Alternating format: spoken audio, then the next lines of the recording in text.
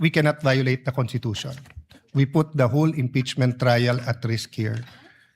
What Senator Tito Soto, former Senate President, what his staff did not tell him is that there is such a thing as procedural due process, and that who presides goes into due process and fairness. The Latin term that he mentioned was for enumerations.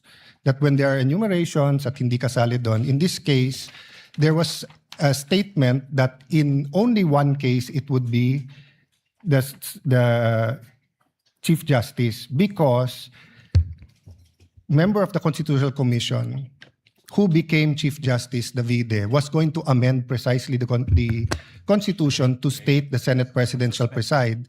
But upon explanation by the sponsor that it is understood that it is the Senate President, then it should be the Senate President. And dun sa sinabi ni Senate President Soto that ang gusto ng tao ay mag-umpisa na, precisely, kanina pa dapat tayo nag-umpisa kung nag-preside ang Senate President. Secondly, this is when you have threshold issues, issues that go into due process fairness. If we're going to say that ang gusto ng tao i-convict na lang, then let's just blurt it out.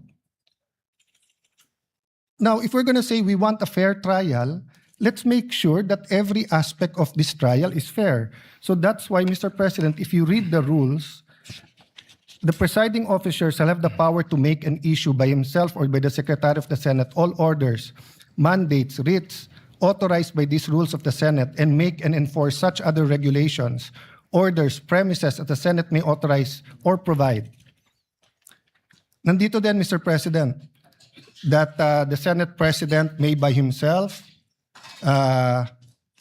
or bottom line, Mr. President, pwedeng mag-decide ang Senate President o sa atin.